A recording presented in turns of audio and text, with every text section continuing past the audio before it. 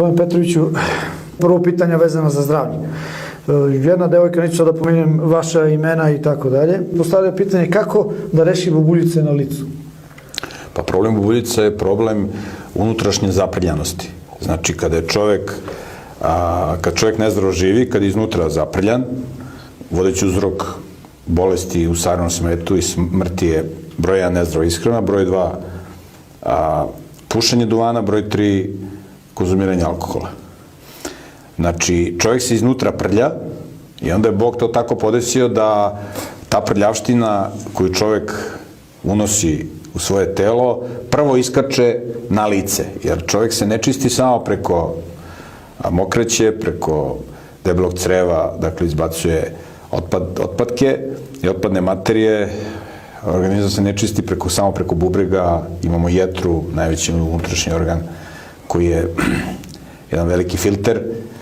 Znači, čovjek se čisti preko kože i zato je jako bitno da se čovjek redovno pere. Voda je najbolji rastvarač u prirodi, znači čovjek se ispere vodom i to je najbolja higijena spoljna, ali ono što je bitno to je unutrašnja higijena, da čovjek zdravo živi, da je fizički aktivan, da se zdravo hrani.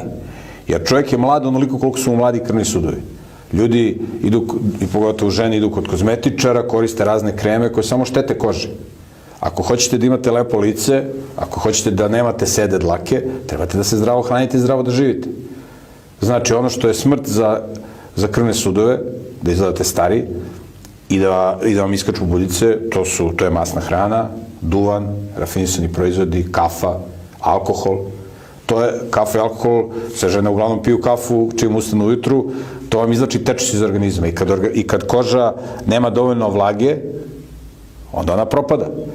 A bubuljice su pokazatelj da ste iznutra zaprljani. Kako da se problem reši? Vrlo jednostavno, imao sam puno ljudi koji su me kontaktirali, koji su problem rešili jako brzo, neko za 10 dana, neko za mesec dana, ali niko za godinu dana. Svi za mesec dana se lice očisti da bude kao, kako oni vole da kažu, izgleda mi lice ko bebina guza. Znači, glatko, nežno i tako dalje. Znači, mora da se izbace svi rafinisani proizvodi, znači nema kafe, nema čokolade, nema kekseva iz prodavnice, tako da je ko voli slatko nek jede koliko hoće, ali jede i urme, smokve, suvo grožđe, kafu ne možeš da piješ.